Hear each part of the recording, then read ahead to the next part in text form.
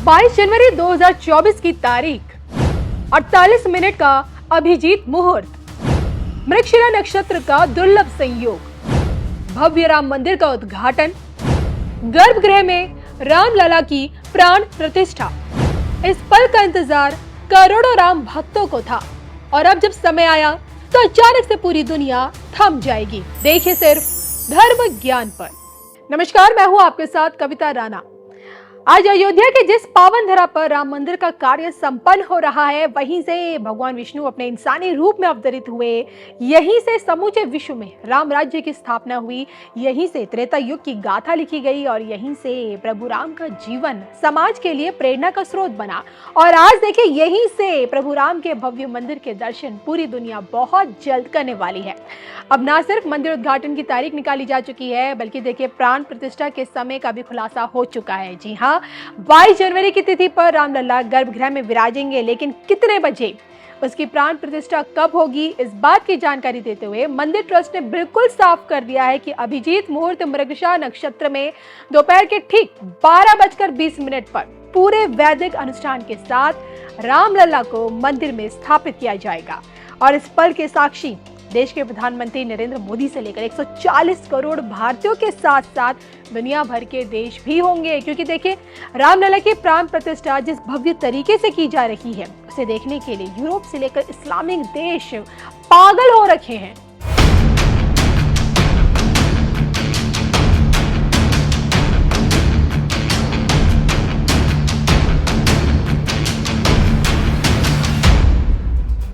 दरअसल रामलला के प्राण प्रतिष्ठा कार्यक्रम को अंतर्राष्ट्रीय स्तर पर करने की योजना बनाई गई है। जी हाँ, 12 कलाओं में निपुण मर्यादा पुरुषोत्तम राम प्रभु राम के आदर्शों पर चलकर दुनिया को सत्यता का ज्ञान हो सके, इस कारण भी प्रभु राम के प्राण प्रतिष्ठा कार्यक्रम को विश्व स्तर पर भव्य बनाया जाएगा। इस दिन अयोध्या में तमाम मठ मंदिरों के साथ ही रामलला के मंदिर को भी विशेष फूलों से सजाया जाएगा, श्रृंगार किया जाएगा। और इस महा आयोजन की भव्यता देखिए ऐसी होगी कि 4 चरणों में इसे बांटा गया है। पहले चरण की शुरुआत 20 नवंबर से हो चुकी है, जो 20 दिसंबर तक चलेगा। जी, इस दौरान देखिए पूरे समारोह की रूपरेखा तैयारी होगी। इसके लिए 10-10 लोगों की छोटी छोटी संचालन समिति बनाई गई है, जो जिला और खंड स्तर पर लोगों को जोड़ने का काम करेगी। इस टोली में देखिए मंदिर आंदोलन से जुड़े कार सेवकों को भी शामिल किया जाएगा।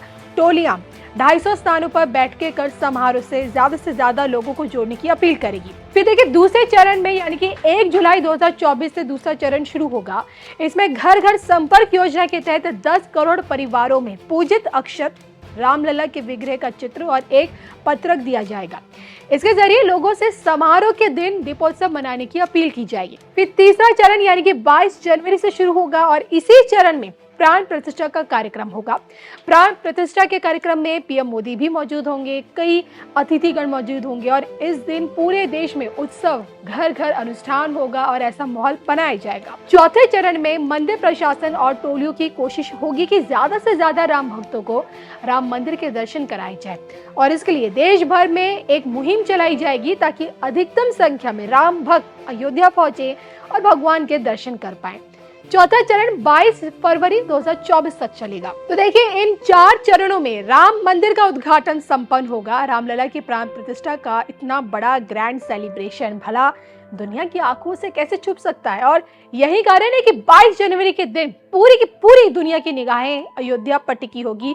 48 मिनट के अभिजीत मुहूर्त में समूचा विश्व ठहर जाएगा, थम जाएगा, क्योंकि दोपहर 11-11:30 बजे से लेके आप मान लीजिए 12:24 के बीच ही रामलला गर्भगृह में विराजेंगे पूरे अनुष्ठान के साथ।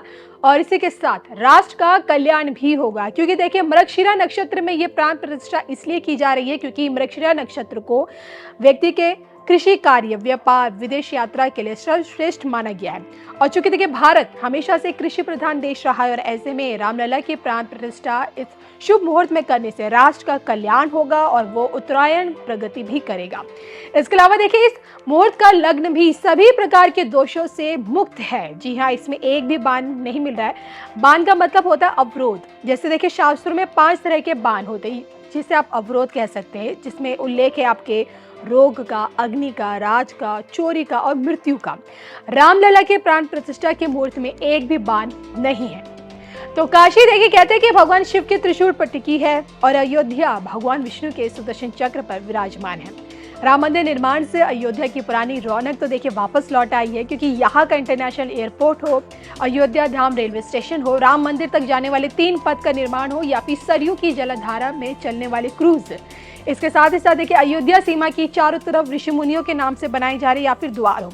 करोड़ों की लागत से बन रहे ये तमाम प्रोजेक्ट्स अंतिम पड़ाव पर हैं और ऑलमोस्ट 22 जनवरी तक ऑलमोस्ट इन्हें फिनिशिंग टच इन्हें भी दे दिया जाएगा। तो 22 जनवरी के दिन अयोध्या की यही बदलती तस्वीर एक नए भारत की दिशा और दशा दोनों तय करेगी।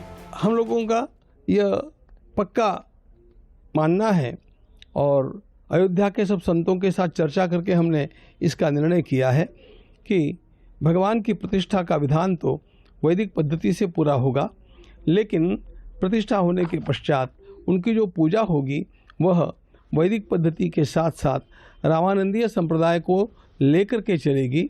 और इसके लिए हम लोगों को एक नया ग्रंथ, एक नई पोथी बनाने की आवश्यकता थी, क्योंकि रामानंद संप्रदाय में भी जो पूजा पद्धति है वो श्री सीताराम भगवान दोनों को लेकर के है, और यहाँ पर जो पूजा होनी है वह राम लला की यानी बालक राम जी की होनी है।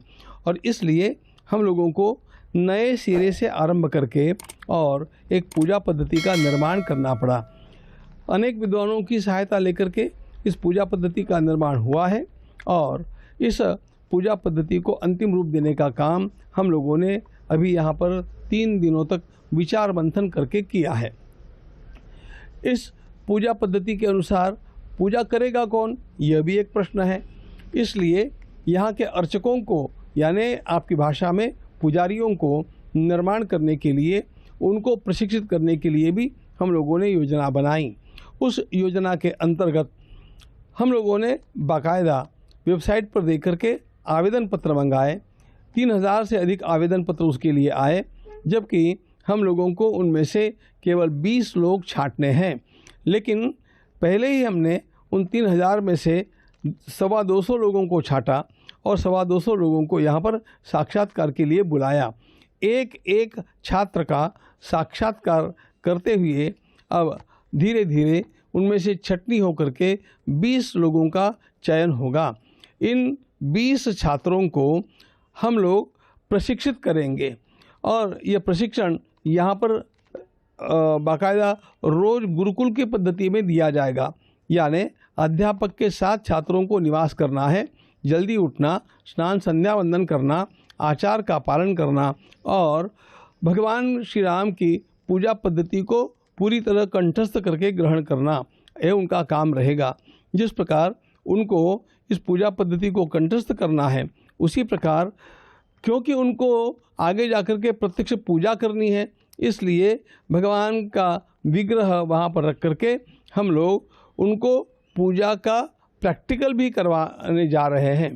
तो यह जो उनका प्रशिक्षण होगा, इसमें उनका प्रायोगिक प्रशिक्षण भी होगा, ताकि वो भगवान का श्रृंगार कर सके, भगवान की पूजा कर सके, भगवान की आरती आदि जो उतारना है वो कर सके, तुलसी आदि से जो अर्चना करनी है वो कर सके। ये सारा अब प्रशिक्षण का काम 2-3 दिन में ही आरंभ हो रहा है और यह साक्षात्कार का सिलसिला अभी कल से आरंभ हुआ, आज भी रहेगा, कल भी रहेगा और फिर इनमें से चयन किए हुए छात्रों का हम लोग प्रशिक्षण आरंभ कर देंगे।